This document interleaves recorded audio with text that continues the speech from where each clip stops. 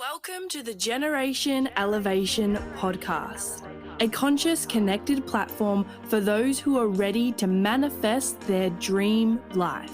I'm your host, Elise Riley, a former PT, now motivational speaker, igniting empowerment and transformation all across the globe.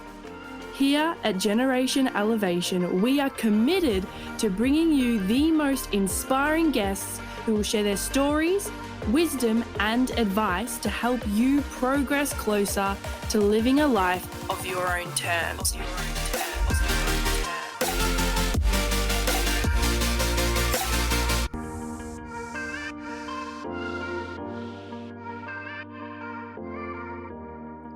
What would you do if you knew you couldn't fail? What is that thing that comes to mind when I ask that question? What is that thing that has been pressing you, that has been niggling you, that bugging you in the back of your mind?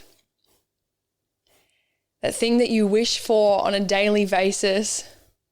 However, that fear of, but this, but that, excuses after excuses. What is that thing that you would do right now if you knew that you couldn't fail? This has been the energy of the past week for myself, and it's super exciting because I'm taking action on things that I never even realized or knew or thought that it would be possible for myself once upon a time. And so it excites me to be able to share this with you because for you listening right now, I know that you can also do these great things. You can also take action on those big dreams and goals. The perception of failure is a paradigm. It is a limiting belief that keeps you in that comfort zone, that keeps you staying the same. If you've listened to my podcast before, you would know that we have the subconscious and the conscious mind. I've spoken about this in a few of my episodes. However, if you're new, hello, welcome. Make sure to subscribe to my podcast on iTunes, Spotify, and share this on your stories, Instagram, because the more people that come to this platform, the better. We're creating a generation of elevation here, and I'm so excited to have you with me. So like I said, we have the conscious mind, the subconscious mind, and 90% of the time for the average person, they are in a subconscious state whereby their habits, behaviors, rituals, their autonomous bodily functions are all being run by the subconscious.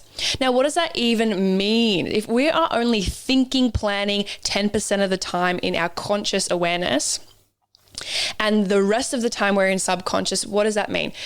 Do you remember any time in your life where you are driving your car, you go at all the green lights, stop at all the red ones, you get from A to B, and then you just look back at how far you've driven and realize, holy crap, where have I been the last 10 minutes? It was almost like you were asleep driving because your mind was thinking about what Sally said at work today, or that Instagram post that you've got to do, or this practice match that you've got coming up, and you weren't actually really focused on driving, yet you drove perfectly. 90% of the time we're in this sleep-like state whereby we wake up the same, we eat the same foods, we talk about the same things, we watch the same type of shows, we read the same type of books, we go to bed at the same time, we do the same job for many years on end, and we live in a subconscious state. And maybe you've experienced periods in your life where you've lived that groundhog day. Or maybe you know other people in your life, when you hear this, that are living their life asleep also. If you're listening to this right now, it means that you've become awake to the fact that potentially in the past or right now, you've been living your life asleep, whereby you know you have more potential, whereby you have more to give in this life, whereby you know that there is a next level for you that is waiting for you to take that leap, to go out there and grab it. I just did an Instagram post on taking the risk. And what I wrote was, will you take the risk or will you risk the take? What would you do if you knew you could not fail? Like I said, failure is a limiting belief that keeps you in that comfort zone. Our subconscious mind is always running towards pleasure and away from pain. If you think about most of the reasons why you are motivated in your life at any time point at all, most of the time it comes from pain. I need to lose weight because my pants don't fit anymore. I want to look good in a bikini and I don't want my partner to hate me and to despise what I look like or pick on me. I don't want to get to the family dinners and then people questioning why I'm going for seconds. That's health and fitness related. Could be pain in regards to business. You've lost all of your money. Maybe you went bankrupt. Maybe someone took advantage of you and now you're wanting to create a business whereby you have that financial freedom. Usually when someone is moving towards freedom, they are running away from feeling trapped. If someone is running towards health, they're usually running away from death. And this can be applied in many areas of life. The perception of failure usually would come from the way you grew up or in the schooling system, whereby there is a definite right or wrong. I have spoken about this in a few podcast episodes before about humans' models of the world. Every single one of us have a different model of the world whereby we have different values, we have different beliefs, we have different memories, different personalities, different awareness of what is. And so if you and I were to watch the same movie, you and I would both generalize, distort, and delete information based off what our brain filters and what our model of the world is. So usually if we were to recall it back to each other, it would be a totally different storyline. It's kind of like Chinese whispers, right? That game whereby you say a sentence, you whisper it to the person next to you, they whisper it around the circle, and eventually the story completely changes. It's because we all have different models of the world and our brain filters information differently. And so how does this relate to failure? As we grow up, we look to our parents, we look to our role models, teachers, heroes. We look to their model of the world to find meaning for our own self. We look to other people to see where we fit amongst this thing called life. And so when we create a pedestal pit situation whereby you're pitting yourself and pedestaling someone else, you're looking up to someone else, we begin to mirror their perceptions and model of the world and outsource our power to that person that we pedestal, relying on them to give us the answers. One thing I have learned on my journey is the answers are never found outside of yourself.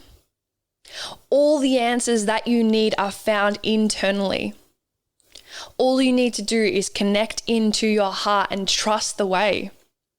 Trust what it has for you. And every single time I have connected to my heart in meditation, in breath work, through my own mindset practices and spiritual practices, I've received the answers I've needed every single time. So if you're not doing this in your routine right now, I encourage you deeply to embody your own routine in some sort of way. And if you're not sure how to do that, I've got a whole podcast here just for you. So if we are looking up to our role models' model of the world, our heroes' model of the world, our parents, our teachers, they're going to have their own beliefs, values, awareness, personality. They're going to have different perceptions on what they believe is possible and what they don't believe is possible. So when you are following your mission and your destiny, whereby you are here, I have no doubt, to leave a legacy, to positively impact others, This is a generation of elevation, and I know you are here for a purpose. And maybe it's me just speaking these words to you, and in that you will receive your breakthrough. Who knows? If you do, message me because that's cool. So if you're looking to someone else's model of the world and you have your own dreams, destiny, legacy to make here on earth in this time, and what you believe is possible is based off what your role model believes is possible, then potentially there may be a fear of failure that comes up, because if your role model, your teachers, your parents don't believe what you want to do, your destiny, what you're here to create is possible, they may project that onto you. And this can be where most of us take this personally. Maybe people at school, maybe society in general has told you, no, that's impossible. Like, that's going to be way too much money. That's a silly idea. You should save first. You should have a baby first. You should get married first. All of these projections that I have received, and I'm sure as I'm listing these, you're probably resonating or thinking about projections that other people have told you. In regards to athletes, maybe it's, oh, you're too old to play pro right now. You're injured, that's it, your career's over. There's no way you're going to come back from this. There's so many examples whereby people will project onto you, and it's not out of a place of hate or a negative vibration. If this person truly cares about you, usually some negative projections can come across from love, from a place of love. They love and care about you, and they don't want to see you get hurt. And because of their model of the world, where they believe in failure, whereby they believe that what you want to do is not possible, they could try and protect you because they don't believe it's possible. However, that is their model of the world. And you are here to create your own. You are here to create your own perception of that. So what is that thing? If failure wasn't a possibility, what is that thing that you want to do? What is that thing that has been calling you forward? In NLP, we learn that there is no failure. There is only feedback. And this is a lot of the things that I teach my clients in regards to failure, that failure is an illusion, whereby sometimes, I gave this example to my MMA fighter client last night, whereby maybe you have a loss, but is it actually failure if that loss teaches you something that helps you later on go on to win? What if those things that have happened for you in your life were the most challenging experiences that you've ever had to face, but without them, you wouldn't be the person you are today? What if those failures did not happen in your life? Who would you be? Because those times where you want to give up, those times where you feel like you've lost, where you feel like you've failed, that is where we realize who we truly are. Those moments that break us down to break us open, because the world needs us open. The world needs us open. The world needs you open. Open to your destiny, open to your legacy. You are here to create something fucking amazing. And it's your choice to believe whether you can or you can't. Do not give your power away to society, to your teachers, to your parents, to your friends, to your spouse, on whether they believe you can or not. Because at the end of the day, they have their own model of the world, and they're going to project on what they think is best for you. But the only person that knows what is best for you is you. The only answers that you will ever need is from within.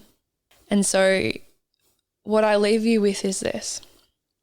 Know that there is no failure. There is only feedback.